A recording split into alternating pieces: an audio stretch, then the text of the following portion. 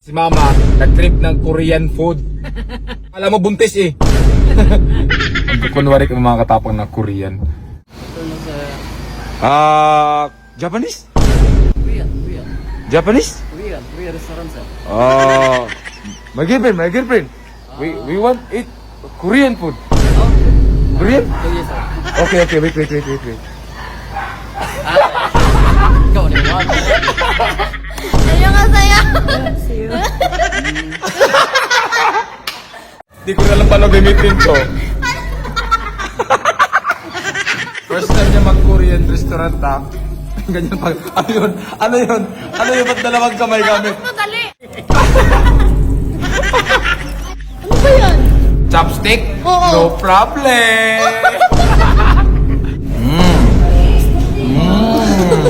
Chopstick, no problem! So yan mga katapang, pupunta kami ngayon sa Korean restaurant. Dito lang malapit sa lugar namin. Kasi si Mama nag-crave ng Korean food. Nakapanood ng TikTok. Kung ano na nakita sa cellphone, dapat pinagbawalan ito mag-cellphone eh. Pati kami nadadamay. Pati si Papa nadamay tuloy oh. So nag-crave siya ng Korean food kasi daw di siya nakakain ng Korean food. So dadalhin natin sa Korean restaurant ngayon. Sakto, matagal rin hindi kumain ng Korean food. Mga 1 taon na siguro. So first time mo di ba? Oh, first time. O ngayon, may experience mo. Kala mo buntis eh. Nag-crib. So si Girl Tapang, andun sa school, papikapin na lang namin. So ito yung school ni Girl Tapang mga katapang. Malapit lang sa amin to, mga 15 minutes yung biyahe mag-tricycle. Ayan si Girl Tapang oh. Hi Girl Tapang. Pwede pa picture? Pwede pa picture? Wait lang nga. Guys. Dami mong fans ah. Ganda niyo ah. Ang bait naman ng school girl Saan ba namin. tayo pupunta? Mag-Korean restaurant nga tayo kasi nag-crib si Mama. Kaya pala nakapirmado kayo. Ma, buntis ka ba?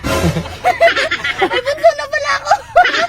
Di na ikaw yung maging bunso, mayroon ng kasunod. Ano ba yan mo? Nagtago si Papa. sabi niya sa akin, Dong, wala bang Korean restaurant dito? Bakit? Kasi kakain tayo ng Korean food. Masarap yung Korean food do. Nakapanood ng TikTok pa. Oh, ang expensive mo mag-crave mo. Dapat yung mga matanda, dapat may ibang TikTok. Dito na kami, yan Korean. Nakit lang ngiti ni Mama oh. Craving si Mama oh. Craving satisfied. Gano. Di pa nga nakakain, Ay, di satisfied na. Meron ba tayo face mask dito? Oh, meron dito. Kuha ka nga. Magkunwari tayo ng Korean tayo ba?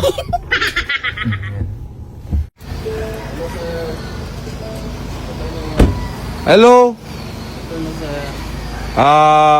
Japanese? Korean Japanese? restaurant sir. My girlfriend.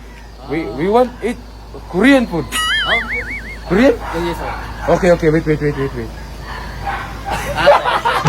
Ikaw na yung Gusto eh! Kabatchmate ko dati mga katapang nung senior high school, no?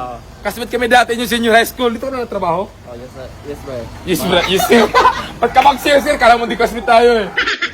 Pagkamalit tuloy ng Korean. Hi ma'am, sir. Meron kami costume na pang-Korean. Baka gusto niyo. Oh man, narinig nyo yun ha? Meron daw silang costume pang Korean na ni-offer sa amin.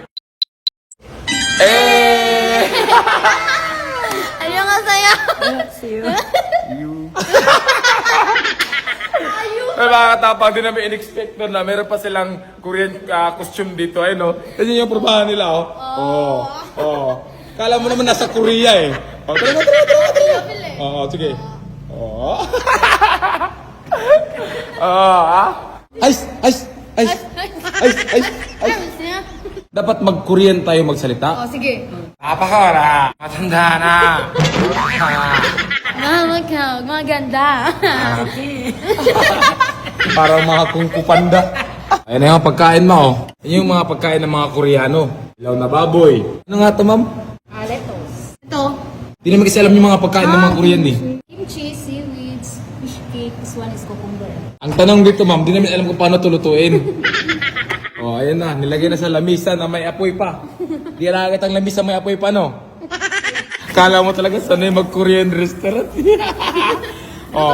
Mag-practice ka ma para sa susunod. Kayo ni Papa nalang dalawa, mag-date kayo sa Korean restaurant.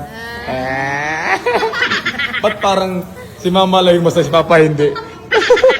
Baka kasi yung crave niya eh. Kimchi soup. Kimchi soup. Ma, kimchi soup mo. Ay. O, yan ba yung pinapanood mo sa TikTok, ma? Hindi. Oo. Ito yun? Oh, yan. Wala. Yan ang panood ko sa TikTok. Ano yan? Sarap? Ayan, no? Team egg. Steam egg? Yes, sir. Okay po. Uy, dalawa yan, ma. Sanay na sanay mag-ano eh. Kimpit eh. Kala mo talaga sanay mag-Korean eh. Ayan na, ma. Makomplito yung pagiging Korean mo. Dapat marunong kang mamit ng chopstick. Pa, sa'yo pa. Di yan pagkain, ha? Chopstick yan, ha? Rabuki. Topoki. Tukuki. Rabuki, tukuki. Parang dito tayo na-challenge ngayon, ah. Oo, dyan. Parang dyan ako din.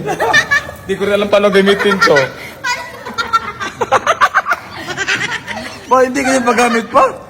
Bigyan kita. Oh, paano ba gamitin yung chopstick? Ano? Paano gamitin yung chopstick? Walang tiwala sa akin. Sige, try mo na. Yan na, chopstick ha. Oh. Kailangan ba tanggalin to? Yes, sir.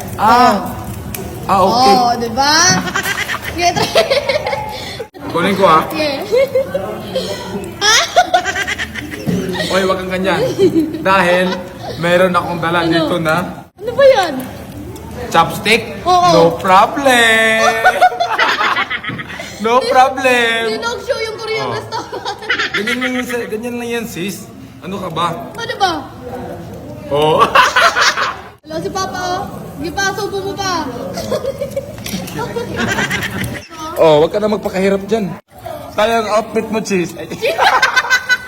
Sayang yung outfit mo, sis. Mabarin mo yung suot mo. Di ka marunong maggamit ng chopstick. Ano to? Oh. Oh, sige, isa pa nga. Isa pa nga, isa pa.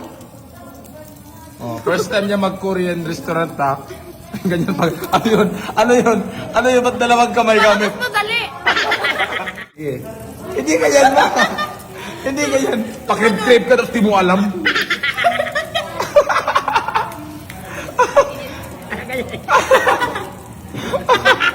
Paano mo kakainin yan? Kainin mo.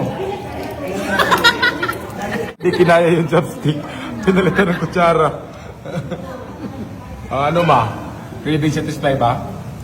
Ang sarap talaga. Ata. Yung mga Korean yung food. Korean foods.